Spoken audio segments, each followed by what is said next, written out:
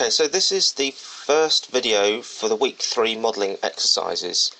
Exercise 1, looking at use of patterns to create interesting geometry and save time. The first exercise, part of the exercise that we're going to look at, is to creating a circular pattern, and for that we're looking at this hexagonal feature to be patterned around the rotation centre where the spigot is sitting. Now with the circular pattern,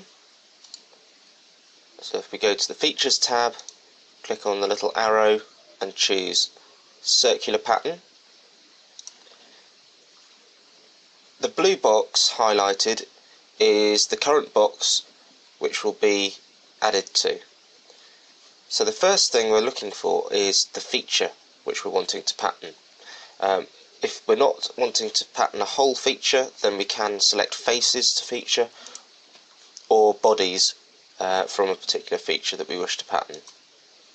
But in this case the hexagon is created by a single feature, and we can tell that by looking at the hexagon, and it is a single feature item. So you can either click graphically on the screen by selecting a face, or if you accidentally click something, you can clear selections by right clicking in the box, choose clear selections. You can equally pick from the feature manager tree as well. We now need to define in this top box here the axis of the pattern. So first of all, select the top box so it becomes blue. Now in SolidWorks, any circular face or conical face does have its own axis point. You can have a look and see which places on a model have automatically created axes if you go to the Hide Show icon and turn on View Temporary Axes, and that allows you to see any automatically created axis within the model. And you can see every single circular face has a centre point axis. We don't need them turned on. So to choose our pattern axis, I pick the face, the cylindrical or conical face of the object. And you can see where the arrow's pointing, it's in the centre of the spigot. I can now define how I want my pattern to be created. This first box here allows me to choose the spacing between each component, or if the equal spacing button is selected, it's the angle over which the pattern will be set. By default is 360 degrees, but you can vary that in any way you wish. We'll leave it as 360. And then I can choose how many instances I want, and we'll change this to 8.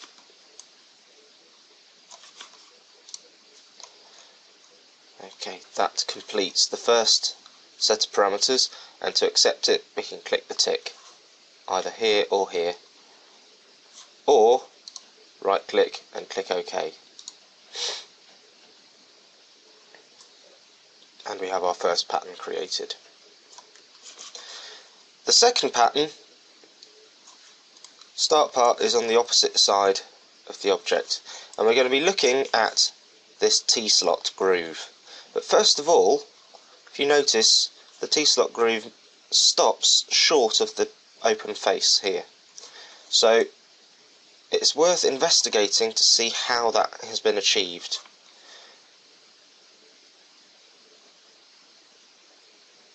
Okay, so find the feature for the T-slot cut. If you right click and choose Edit Feature, we can then bring up and see the parameters which have been used to control that feature. The starting sketch was drawn on this outer face here, on the bottom face of the object.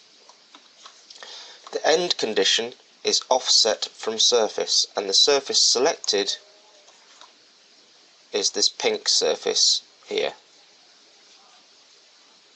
and we have a 1mm gap offset. So the distance from the surface to the end condition of the slot is 1mm. If I were to change that, you can see it's now 11mm. It has had an effect on that distance. Okay, so now we know how that's been created. I can click the tip to go back into my modelling mode, and we're now going to pattern this T-slot so that it covers the whole of this surface, bottom surface of the object. Okay, so I need to choose a linear pattern tool, direction 1, which is the direction that the pattern will be created in, needs to be an edge. So if I select this edge here, it can be any edge pointing in the right direction. It doesn't have to be in line with the starting point. So I could pick this edge, for example. Whichever edge you select, you will see an arrow, and I can flip the direction of that arrow by clicking on this button here, or by dragging the arrow tip itself. So let's start off by creating the pattern going to the left towards this end here. I want to define the spacing as 10.5 millimeters, so that is the distance from one to another, and the number of instances as 10.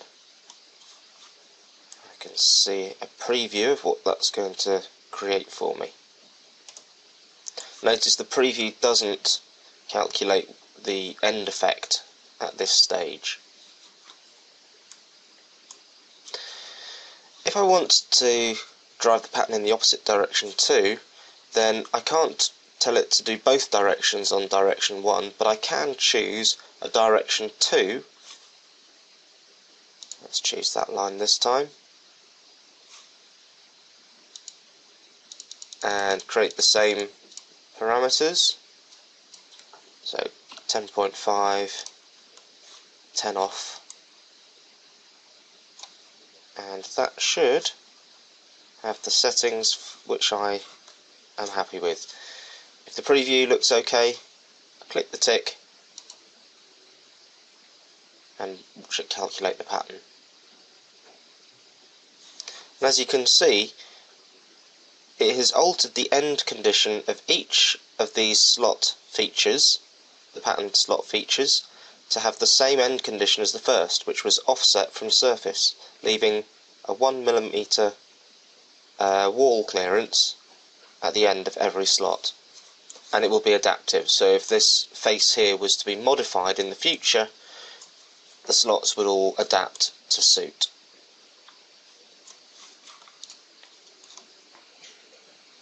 Okay, so turn the face back over to the original side. The next pattern that we're going to be looking at will be a curve-driven pattern, driving around the profile of the object.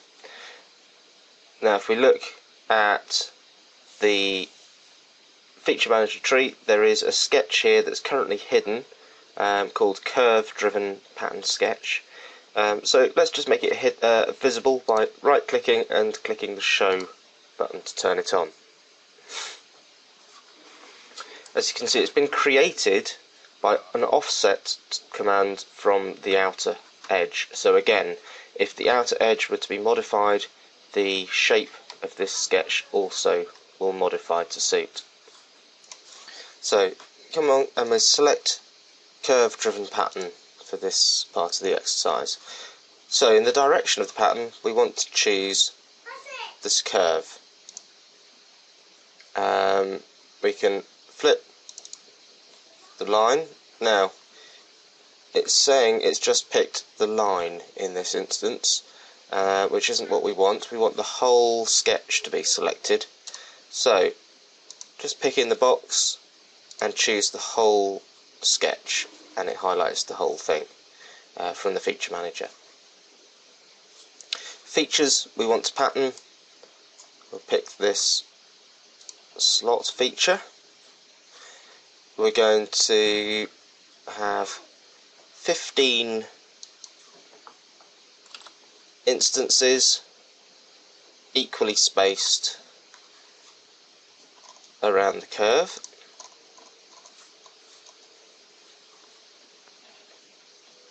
Why hasn't that?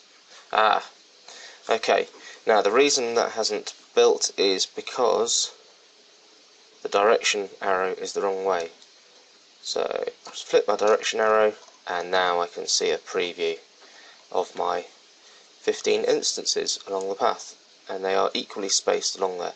Now I could take it off equally spaced, and in which case then I'm allowed to put in the distance between each. So if you know you've got 50mm between each feature, then it will put in as many features as it can fit along the path at that offset. But probably more commonly is to use it equally spaced so that it's a nice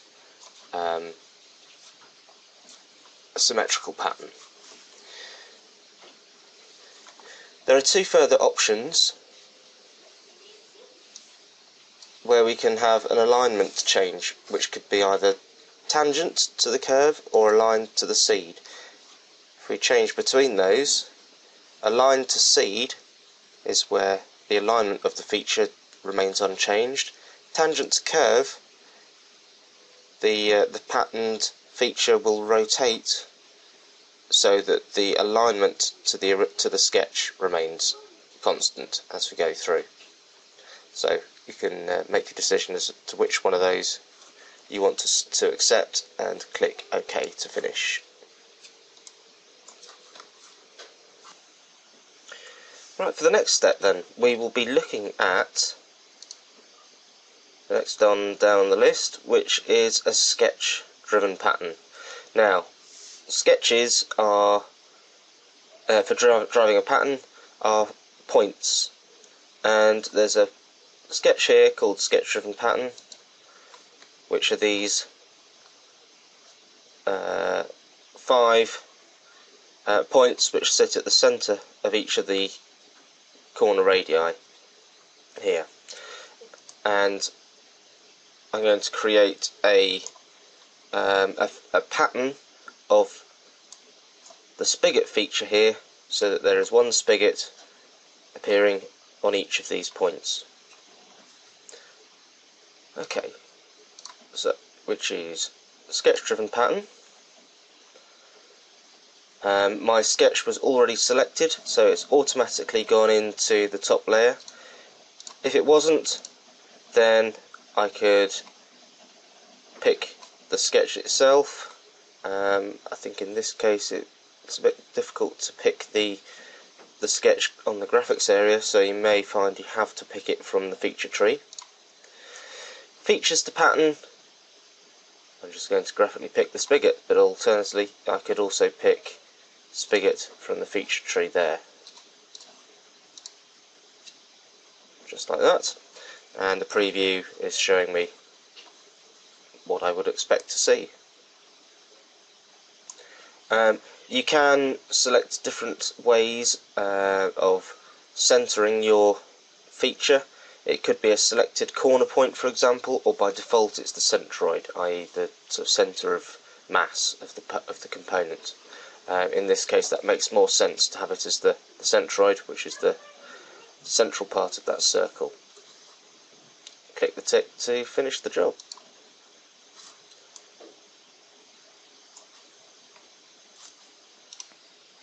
That completes the pattern exercise.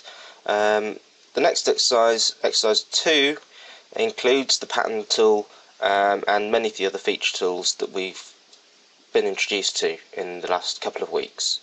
So if you want to carry on with that, you'll go on to the next video, which is called Modelling Exercises, Exercise 2.